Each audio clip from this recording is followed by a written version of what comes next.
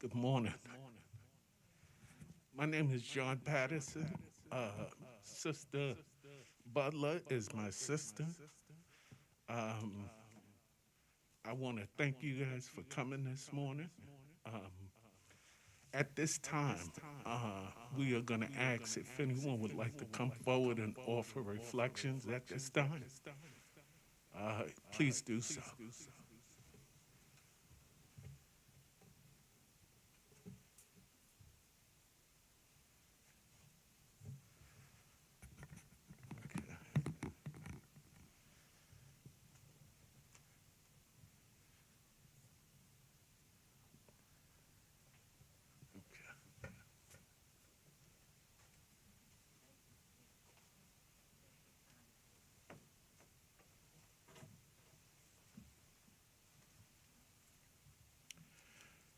Good morning, everyone.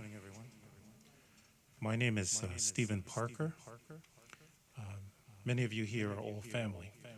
And I don't usually stand and talk extemporaneously like this, but for those of you who knew my cousin Jesse, we are three generations down. And he was first cousin to my grandmother. And interestingly, Terry showed a picture this evening, this morning, which helped me to reflect back on the time when Jesse and I were together with my grandmother. And I think must have been about 8 years old in that picture. So it was that long ago. But I remember the man, not just presently, but also past, as always a gentleman. He was always funny. He was a person who also valued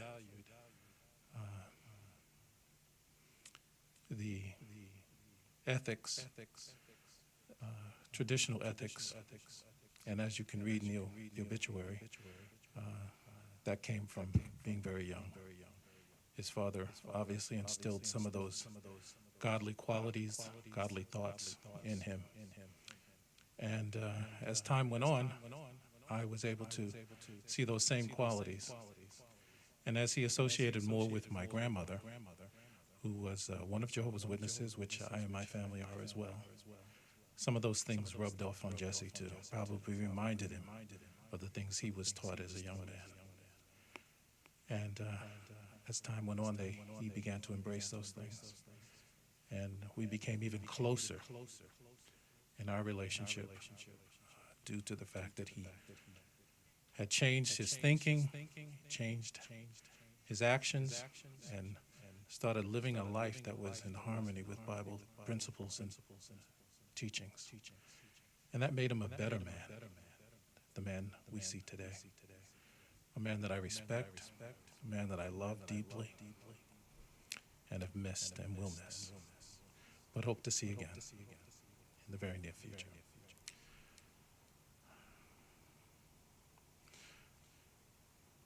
I have many memories, good memories, and he was the patriarch of my family on that side, the oldest patriarch in my family that served and worshiped the God that I worship, Jehovah. And because of that fact, it really now puts the burden of, I wouldn't say burden, but the responsibility of taking the lead in my side of this family and continuing to help all of us and all of those who we come in contact with to embrace many of the things that Jesse had embraced in his life, and to help people to realize that although he is sleeping now, he will come to life again. And we will have the opportunity to hug, to kiss, no mask, no COVID, no sickness. And that's a time and an opportunity that I look forward to for all of my relatives, all of my friends, and all of those that I've known have fallen asleep in death. I look forward to that opportunity to be able to, here on an earth, paradise earth, to welcome them back.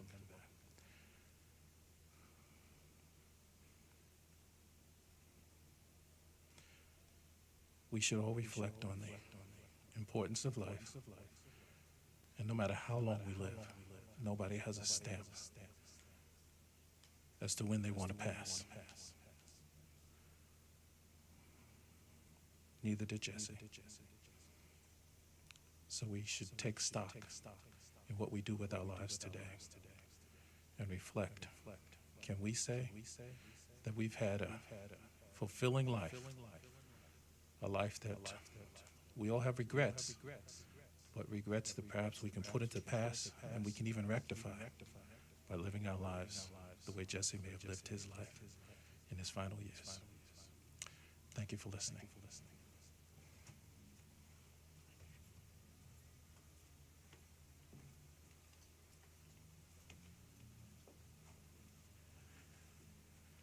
Thank you for those reflections. Is there another? Is there anyone else that would like to come at this time to reflect on Brother Butler's life? Is there another?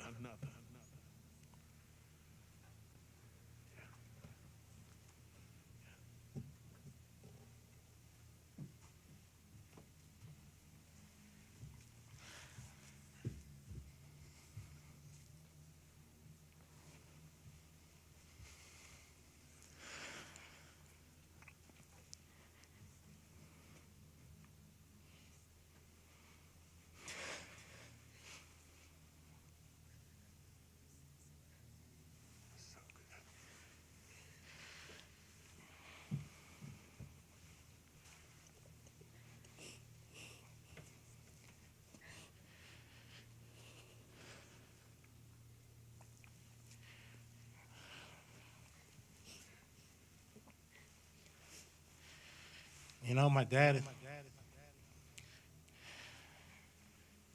he's a, he's a man, you know. He taught me everything, how a man should be. That's one thing. Responsibility for your family, to your children. Responsibility to Jehovah as well. Spiritual responsibility. You know, me and my father, we, as when two men grow up in the house, you know, you have your differences. But at the end of the day, when I look in the mirror, I see my dad. You know, a lot of my personality, a lot of my traits, I see my dad. You know, I love the man so much. You know, one thing you learn that in life is short. You have to give people their flowers when they're here. You know, make sure you appreciate your loved ones while they're here, because next thing you know, they're gone. But as I was raised, you know, I was raised Jehovah's Witness in the truth, and I'll see him again. There's a resurrection, and we'll be together again in paradise. One thing. I thank all, you know, everybody for coming. Whoever's online on YouTube looking at this stream, I thank you for being here also.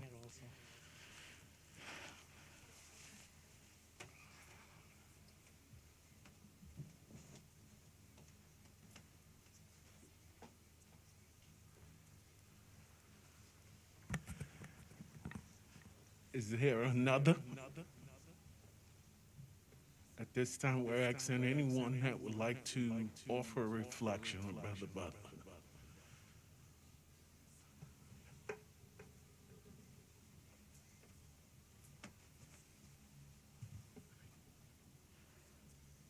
So, I too was able to affectionately be called son from Jesse Butler, and he too also taught me also how to be a man. One of the things I've always admired was his structure and consistency. Um, Anytime I would come by the house, you know exactly where he was going to be. He was either going to be at that glass table, sitting down, waiting to eat Barbara's food, or just listening to the girls talk loudly in the house, over talk him at times. Or he'll be in the bed watching his old classics or watching the Mets or the news play. He was a man of consistency and structure. One of the things I lack is consistency. um, and marrying his youngest daughter, Lori, she's a splitting image of her dad of consistency and structure. And even though I wasn't raised by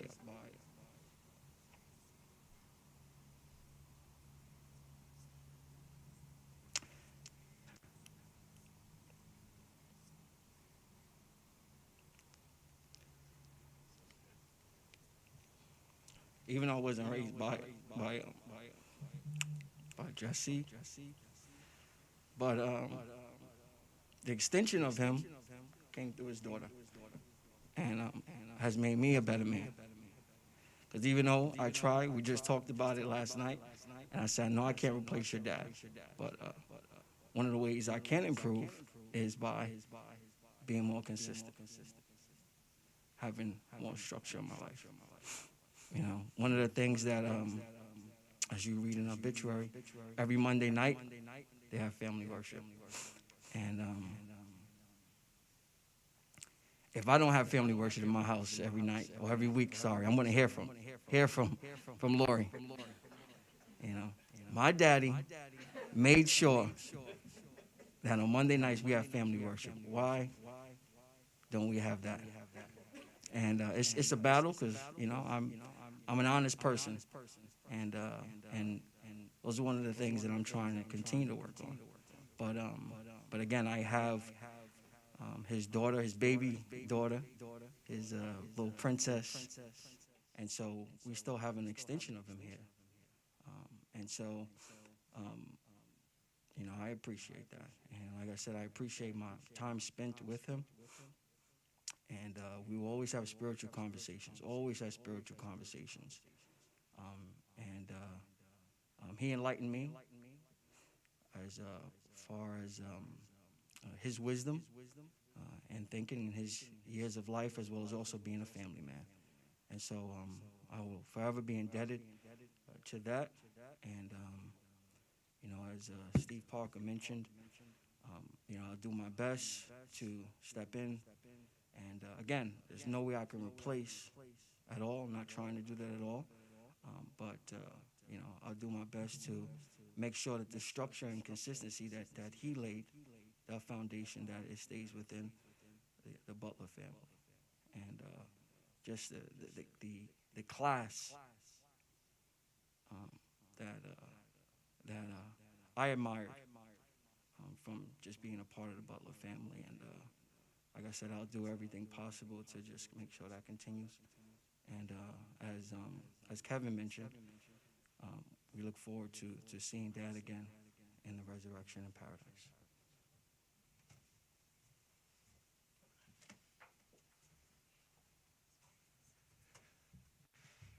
So again, I am Jesse Butler's brother-in-law, Johnny.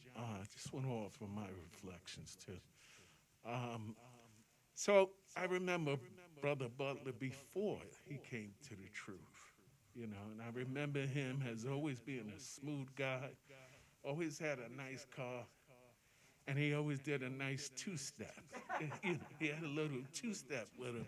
Couldn't get any more out of him, but he was smooth in doing it and stuff. Then I see where it says in the obituary that he was a good cook.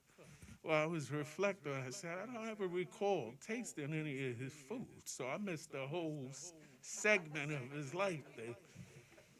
But Jesse was a good guy. He was fun loving, always, and he had a quick wit for everything.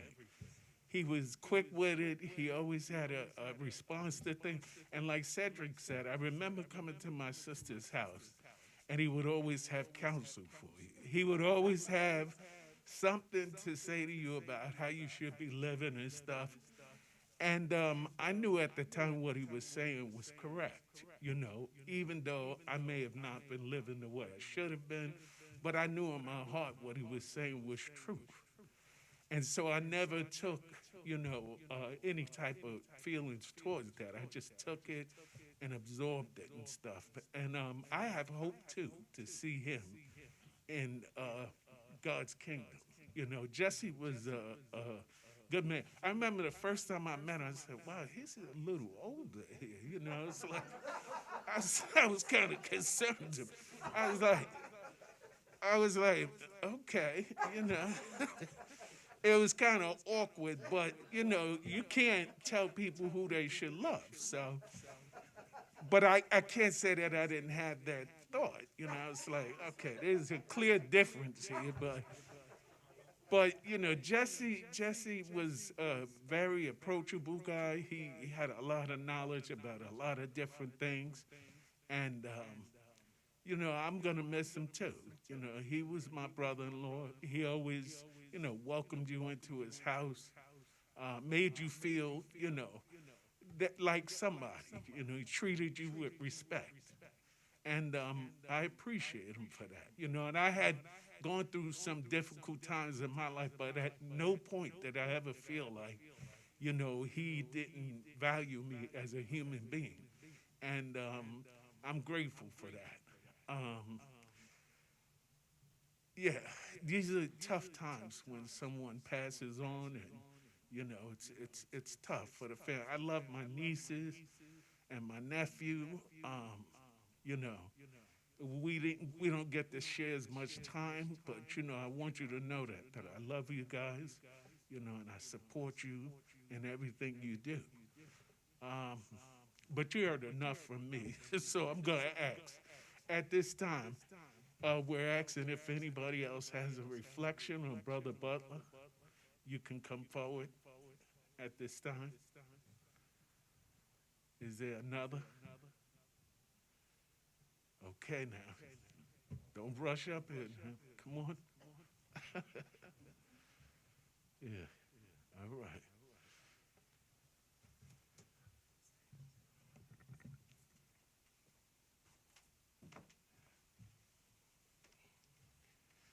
Hey, everyone. I don't have anything as quite as amazing as what has been said already. Um, but, you know, um,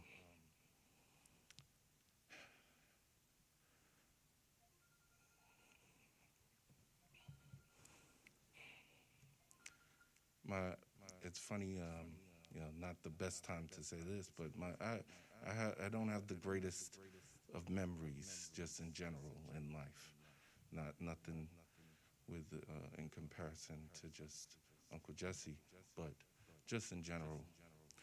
But one of the things that is my fondest memory in life is our trip to, which we were just mentioning, but our trip to Louisiana. And, you know, my parents, we would kind of make this trip a few times. We made it a few times. But to get the chance to go with Butlers was unique. They didn't have to get together and have us all go as a family. And that was the time where I got to really get to know all of my cousins, Kevin and Lori and Sherry, and got to spend some really great time with all of you. And I appreciated, Uncle Jesse um, bringing us all together. That you guys being from Brooklyn, us being from Queens, we were like it seems like worlds apart at times, but whenever we got together, there was always love, and I could see that a lot of that comes from Uncle Jesse, as Cedric was mentioning, his consistency. You know, um, only visiting a few times at times, but if you were there in the morning, that daily text was going to be read. And my sisters, if they were here, they would probably be able to jog my memory, have more stories to tell, and more ways to show that they appreciated him. Um, but that was certainly one of them. That because that level of consistency, you know, could have been more in my house, could be in my house currently, um, and that spiritual consistency. And I think about the fact that Uncle Jesse wasn't a man of many words when we would talk, but whenever we did talk, I always felt inspired by what he had to say. I remember, as we see in the obituary, is mentioned that he was an elder for many years, and I remember talking to him about that and asking him, you know, what I have to look forward to if I, you know, looking forward to this opportunity to be an elder one day. And I remember his words to me was just, that time will come. Don't rush into it. Don't be running towards something, because lo and behold, when that time comes, there's moments where you feel like, I wish I could get this back, this privilege back. But I certainly appreciated um, knowing him and having that close family bond with you guys. And, uh, I'm really, truly going to miss him. Absolutely. And, I think about the Mets, because me and Uncle Jesse, you know, we both root for the orange and blue laundry. I more so love basketball, but because I was from Queens, I root for the Mets as well. And I love watching a game with him because we knew that our teams weren't going to win. But, Uncle Jesse always had that calm nature, make you feel like, well, maybe I could keep watching again. Maybe I'll watch another game. And it always amazed me that he could sit through hundreds of baseball games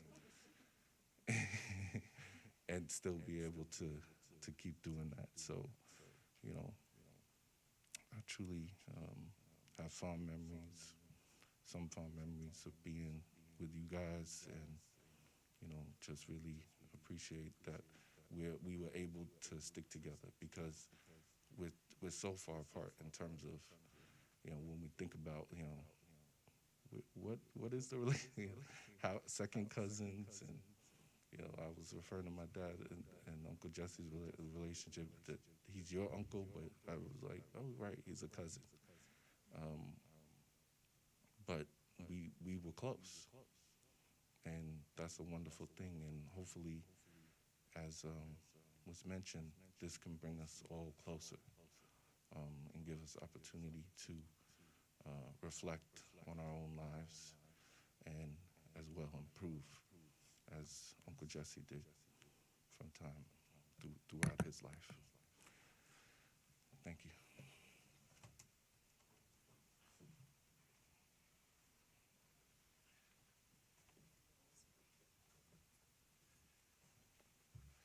Is there another? Okay.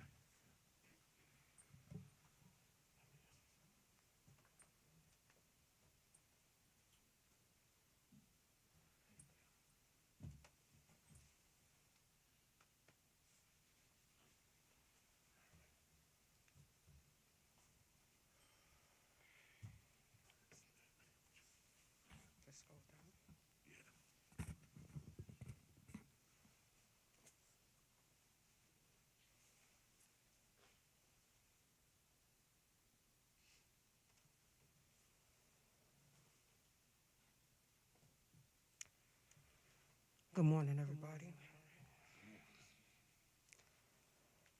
I thank the Most High for keeping me in attendance today.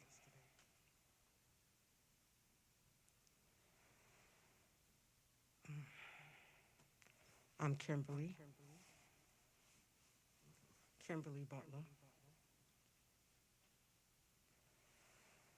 one of many of his children.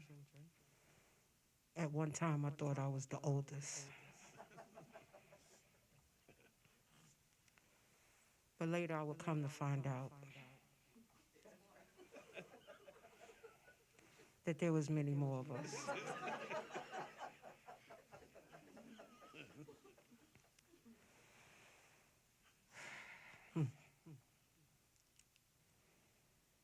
I struggled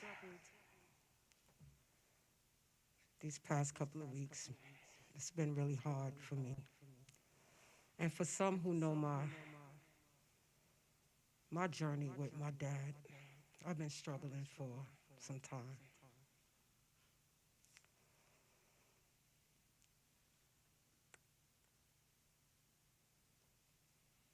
Sometimes it's like a bittersweet moment because when I hear people talk about my dad and the wonderful things he did and the great man he was and the close relationships they had, it pains me. But then I'm happy to know that he was a man that did value those qualities. And even though I didn't share a lot of them, I do have some memories. Even though they're far and few, they're memories of me and my dad that I will carry forever.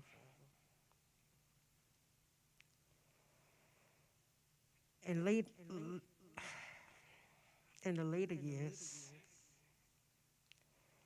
it began to get better. Because as a child, as a young adult, as a woman growing up trying to find her way, I yearned to have that fatherly love, that unconditional love no matter what, that closeness. I yearned for that. And maybe at some point I just kept seeking it and didn't realize. But as I matured, like every time I went to see my father or every time I picked up the phone or whatever, it was, you got to get with Jehovah. It was always about the Bible. And, and I'm going to be honest, it kind of angered me because I just wanted him to ask me how I was doing. How was your day? What's going on in your life? And I expressed that. And no matter what, he still said Jehovah first, right?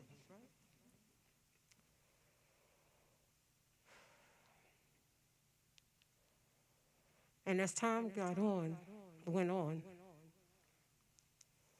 I began to get a relationship with the Most High, God of my understanding.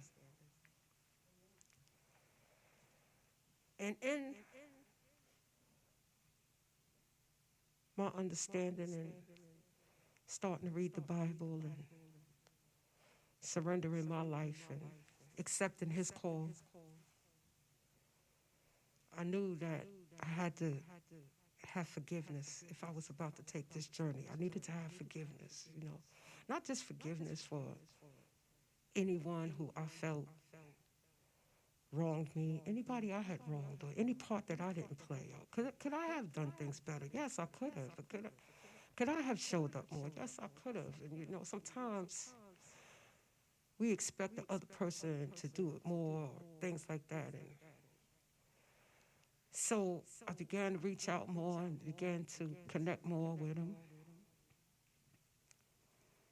And I shared to him recently that I had been called into the deaconate training. and I was a little nervous with telling my dad this. I was like, I know he gonna be like, say something off the wall out his mouth. You know what? You gonna be what? You and what? So, but oddly enough, he didn't respond like that, and that surprised me. And he gave me his blessing, and he told me that he was proud of me, and everything that he didn't do in my past, that one moment of him telling me that he was proud of me,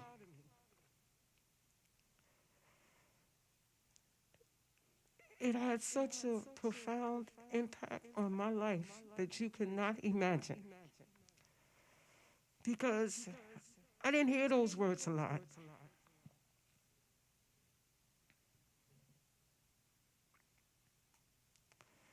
He reached out to me lately, and he kept telling me, and he kept telling me over and over again,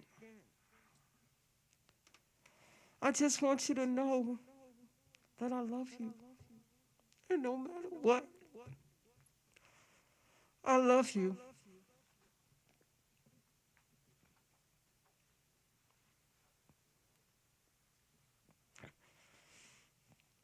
I stand here today and I'm at peace because I love him too, no matter what.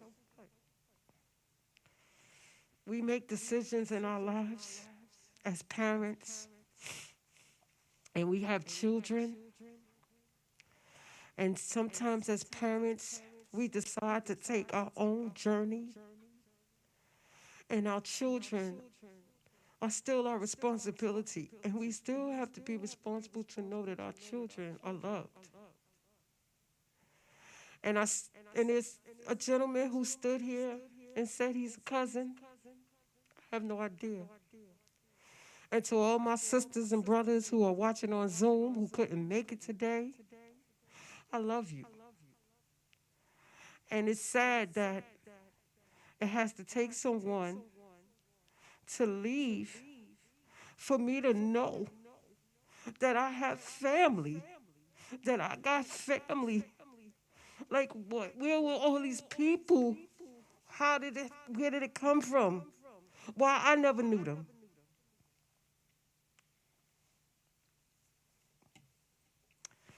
Extended or blended with family.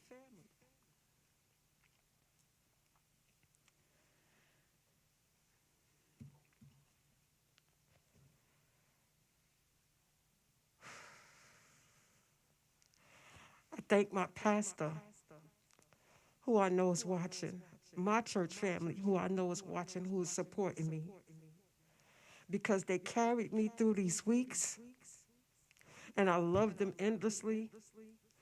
I thank God that I was able to know your love and know, even though I didn't get the comfort at times from my dad, I got the comforter of the Almighty Father, because there is no thread count on his comforter. And when you need it and when you're looking for it, he's there with his arms open to embrace you. And that's it.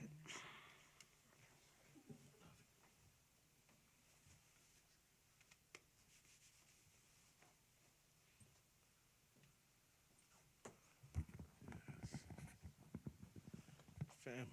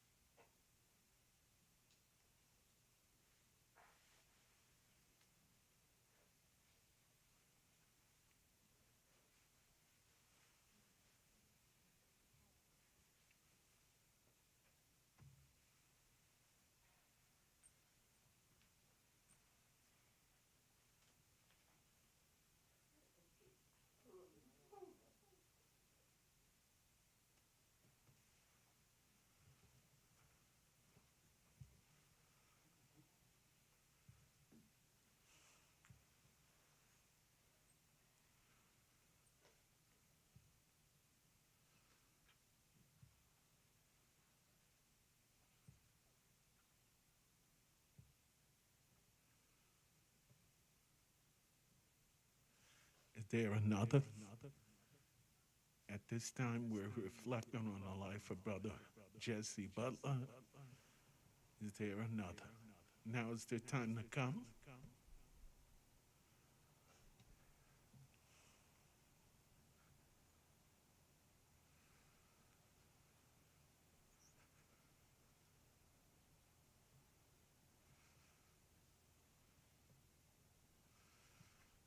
The word said you should be anxious for nothing, but I got to tell you right now, I'm kind of feeling anxious, you know.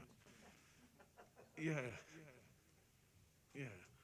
It's hard to, when you hear so many different emotions being expressed, it's um, it's an uncomfortable time, you know. And it's hard to figure out sometimes what you should do in those kind of moments. So I stood here purposely not doing anything because it is a time to reflect and allow yourself to just kind of have a visual of that moment, you know. And it's hard when someone passes. It's a difficult time for everybody, not just the immediate family, but those who knew him also. Um, I had a long run with Brother Butler. I mean, I was a little guy when I met him. I'm not even sure how long you guys were married, Barbara. I know it's well over 40 years. Well over 40 years. Um, I, as long as I can remember, it was always Jesse Butler. You know, it seems like he was so much a part of my life, you know. There's so many different things that um, I was either witness to or was a part of in some way. Um, I watched his kids grow up. There were no kids when I first met him, and now I'm learning there are kids. So, and probably some I haven't even met. Um, and I'm looking forward to meeting them also. Um, Again, at this time, we're asking anyone that would like to offer any reflections. Help me out of here because it's uncomfortable. Yeah, yeah. By the way, I do want to reflect on one thing. So in the obituary, it talks about Brother Butler being a fierce whist player. I could remember in my house, literally, they would do battle in my mother's house around the whist table. I mean, they had Mr. Rufus. He had a saying. He was said, I'm trying to remember what he was saying. Uh, God bless that soul, or something like that. He used it when he had a good hand or something, you know. He always had one of those kind of, and Brother Butler was always smooth with his. You know, his game was always smooth. You knew that he knew what he had a command of the table. And everybody bidded to play with him too, because he'd be the first one to summons the game too. Soon as he get in the house, you know, okay, we're the whist players and stuff. And he was good at it too. We would have like, I don't know, everybody, they don't do these things anymore. We would have fish fries, you know. My mom and them would fry fish and stuff and spaghetti, and you sit around and talk. So much of that escapes us now. We don't do that as families, and or at least I don't see it being done anymore. That was something that we did as a pastime, as a family. We talk about family. Those are the things we did to keep us together. My mom always promoted that stuff. Yeah. Yes, where we had to sit and break bread together and commune with nobody be locked into their cell phone and stuff like you be right next to each other and you don't say two words to each other. So it is a time to reflect on what's important, things that are important. I don't allow my grandchildren to do that. Like you ask them how you doing, they say, okay. Well, what kind of answer? What's okay about it? To talk that I make them articulate what was good about your day, you know, so that they don't get so, you know, complacent with just, you know, having that kind of vocab. We need to talk to each other and communicate and express our emotions to each other. And we don't do that too much in this world. Um, okay, now y'all know I'm reaching. So is there anybody else here that would like to offer a reflection? Anyone? Okay. Okay. All right. So we are gonna bring the memorial to a close. Oh, actually, we have someone else that would like to come and offer a reflection. You can come at this time. And thank you for throwing me a life preserver.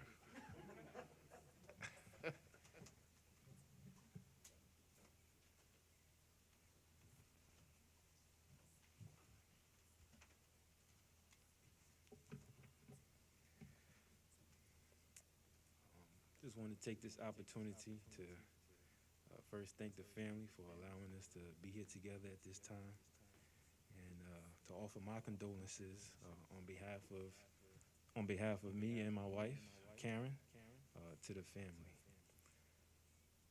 And I'm privileged at this time to speak in behalf of Mama Butler and the Butler family. They have granted me that privilege. We are here together to support each other during our time of loss. And Jesse Butler, he was a father, he was a friend, he was a brother, he was an uncle, he was a grandfather, and he had many beautiful qualities that we all would strive and aim to cultivate in ourselves. And you might ask, well, how do you know? How do I know these things, right? Who am I? I don't recognize you. And you'd be right to ask, but Jesse Butler was a father figure to me as well, just like many of the young men that spoke before you today. And I will most often refer to him as Pops. And he allowed me to do that, and I appreciate it. We just see that that's just how big his love was, He was able to have children, many children of his own, and yet still have time and energy to give to someone like myself, fatherless child, fatherless boy, and allow me that opportunity to draw close to him and to have that type of affection with him. And when I would visit Pops, he would make time to sit, talk with me, always give me words of wisdom and things that I can take with me to follow through the remainder of my life as well. And one thing that I always remember was his smile. He could smile. It was warm. It was bright. And it just made you feel good, And when he talked in that warm, low-tone voice, it just made you feel like everything was going to be okay. And we see that he was a devoted husband, a loving father, and a zealous evangelizer of God's word, the Bible, as he was one of Jehovah's Witnesses for many years.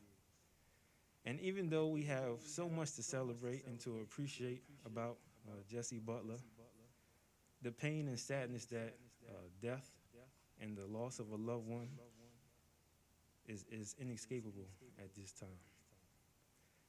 And so it's at this time that we really need each other to be able to comfort one another. And this is of utmost importance for all of us. And none of us need to feel bad for any of the feelings or the emotions that we might have. Because grief is natural and it's a normal occurrence for us, especially when we lose someone so close to us like Jesse Butler. Did you know that even the greatest man that ever lived, he grieved. He was moved to grief in a time of loss when his friend Lazarus had died. So it's nothing that we should feel ashamed of. It would be good for us to also understand that we all grieve differently. Some of us may give way to tears. Some of us may be in shock or disbelief at what happened. Some of us may get quiet, shut down, and just want to be cut off from everybody. We don't want to even want to be around people at this time. We might feel anger. We might feel anxiety. We might even feel guilt. We might even ask ourselves questions like, what if I had did this? What if I had did that? What if I had just been there? These are all normal reactions or feelings that we will have as we grieve. Furthermore, our thoughts may become erratic or illogical. We might even see, feel, or hear our loved one. That's normal as well. Even our health and our appetite and our sleep will be disrupted during these times and thrown off at course. It won't be normal. With that said, it's just to know that it's okay if you have one or more or all of these feelings. It's natural. Because grief is very powerful. It's a very strong weapon. But even with all this weight that this grief is putting upon us right now, we can take courage in knowing that it is not something that will remain forever. It will eventually subside. We can eventually become free of this weight, of this pressure, of this stress that we are feeling. And it's not to say that we forget our loved one, but little by little, the pain will soften, and we will have each other as we go forward as well. Another place where we can continue to find comfort, as you see, we are right here together as family and friends. Not just today, but going forward, we want to make a consistent effort, just like Jesse was consistent. We want to make that consistent effort to be there for one another. Perhaps making a phone call, or Zoom, as many people use today, right? FaceTime. And, sometimes it's hard to find the words to say. So maybe we could just send a text message, an email, a letter, a written letter. All these things are very powerful and are much appreciated during these times. And so our main goal is to just continue to provide that support for one another. Another thing that can bring us comfort is the same thing that brought Jesse comfort. You see, Jesse had a hope for the future that brought him comfort and allowed him to be happy even during his lowest of times. As many of you know, Jesse loved God's word, the Bible. And through his studies of the Bible, there were many things that he learned and many things that he wanted everyone to know about. And that's why he used his time to help others to learn about what the Bible says. If you sat down with Jesse for any amount of time, he would tell you, go over there and get me that book. Let me show you what it says, right? Talking about the Bible. Or he would relate some of his favorite scriptures or Bible accounts. And next thing you know, he's just sitting there talking about Bible accounts and what we can learn from them and how we can apply them within our own lives. One truth that Jesse found comfort in that can also help us is found at Ecclesiastes 9, verse 5, where we read that the dead are conscious of nothing at all. Isn't it comforting to know that our loved one is no longer in pain, no longer suffering, no longer any stress or anxiety? Jesse was assured and confident in the future that laid ahead. His confidence was reassured by scriptures like John chapter 5, verses 28 and 29, where we learn that the hour is coming in which all those in the memorial tombs will come out, those who did good things to a resurrection of life. See, Jesse believed all these things with his heart, that God, Jehovah, the God of the Bible, by means of his son Jesus Christ and his kingdom, will provide for us a beautiful resurrection when we can see our loved ones once again.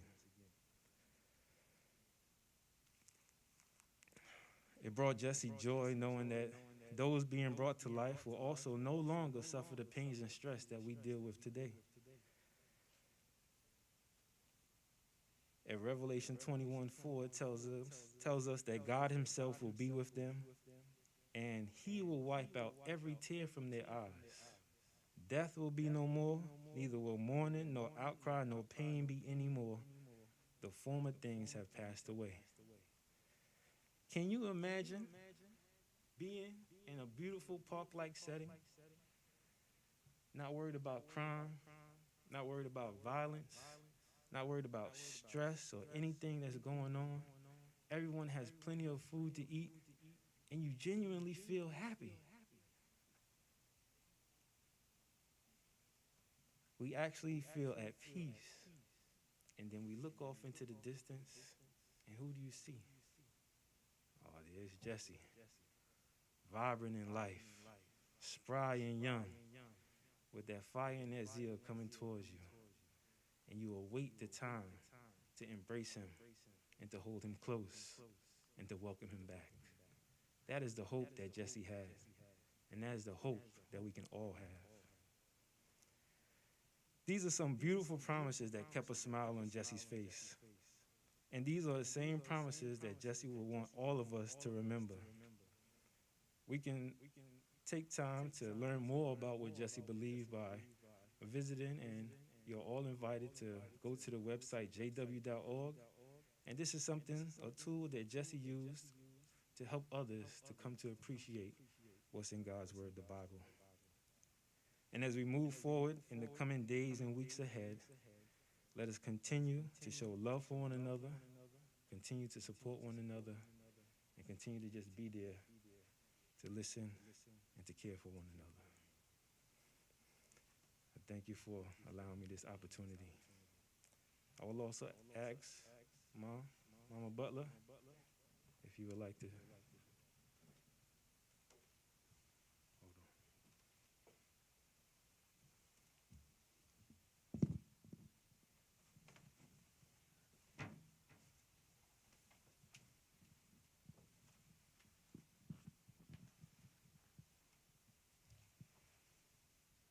I just want to thank everyone. He would be so honored. And that was the most important thing, that I honor my husband, that he would be so honored.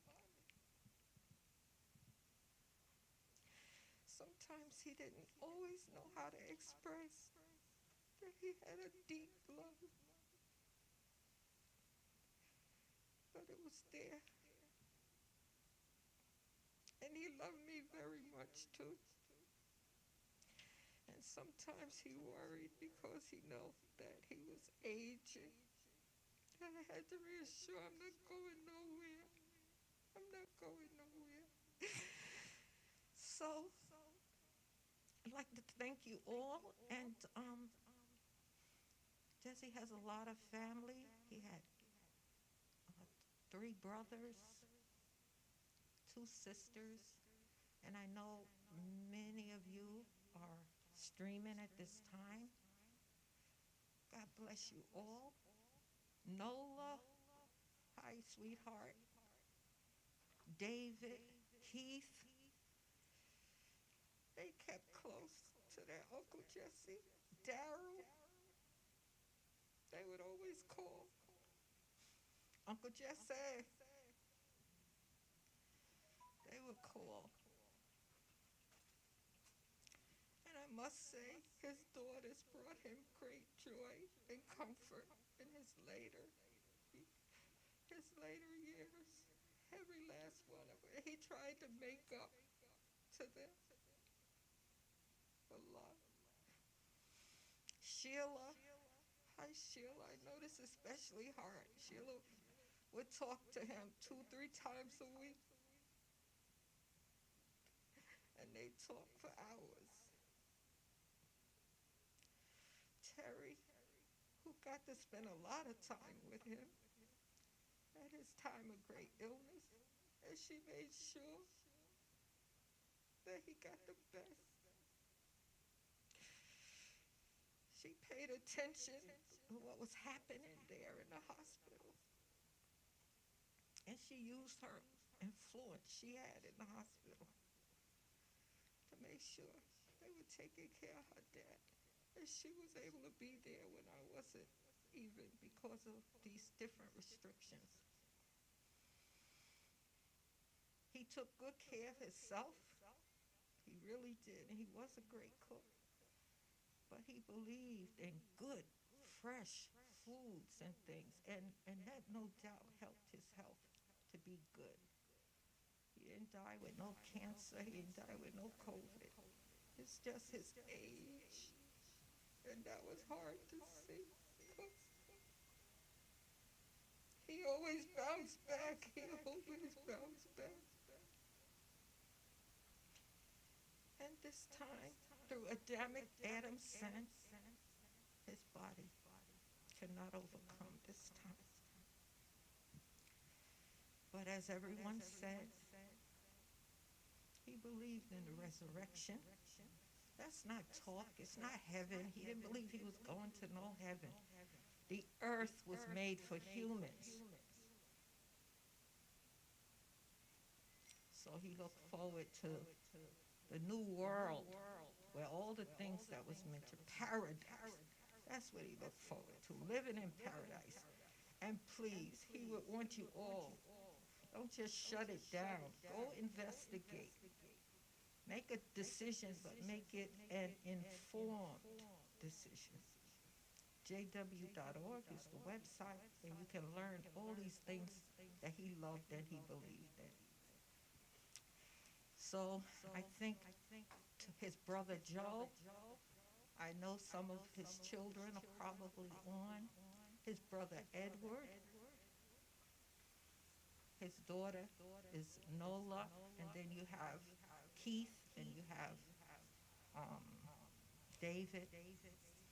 So all of you all, he would be very happy to know that you were sharing this moment at this time.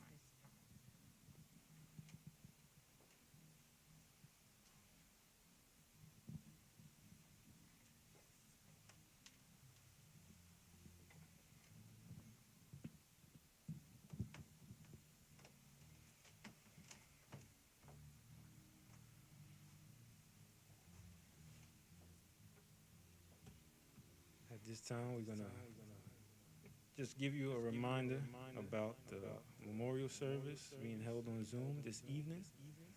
And if you would like to attend, you can see the back of the obituary, and the Zoom information is there. And all are welcome to attend and continue to show their support for the family. At this time, at the request of the family, we'll conclude with a word of prayer. Jehovah, our Father in the heavens, we approach you at this time to thank you for allowing us to be here together. We thank you for the strength that we were able to have this morning to be able to maneuver ourselves and get ourselves here so that we can show our love and our support for one another. And we see how very important this is to be here when we lose a loved one, because as we read, it's at these times that we can really reflect on the man and who he was and what he stood for. And Jesse Butler stood for many things, many fine qualities that we can all aim to strive to be like and add within ourselves as well. We thank you for allowing us to be able to have time to support and show love to one another. And we ask that your Holy Spirit continue to be with us and comfort us by means of your word, the Bible, and the promises that you hold out for us there. The promise that we will see our dead loved ones again on a beautiful paradise earth where we will be worried about nothing, just as you intended us to live in the beginning, being able to be free from crime and violence, be free from sickness and death. All these things will be done away with. No longer, not ever seeing them again. We look forward to this future. We look forward to welcoming back our husband, our father, our brother, our uncle, our friend, our pops. We look forward to being there and seeing him again. And even though this time we feel the pressure, death has dealt us a devastating blow, We make it our goal and our aim to never give up. We will hold on to each other, and when one gets low, we'll pull that one up and keep on moving forward. Because that's exactly what Jesse would have wanted us to do.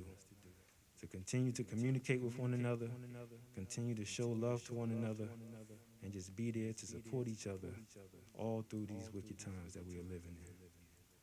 So we thank you so very much for allowing us this time and opportunity, and pray that you continue to be with us each and every day going forward. We thank you, and we say this prayer through your Son, Jesus Christ's name. Amen.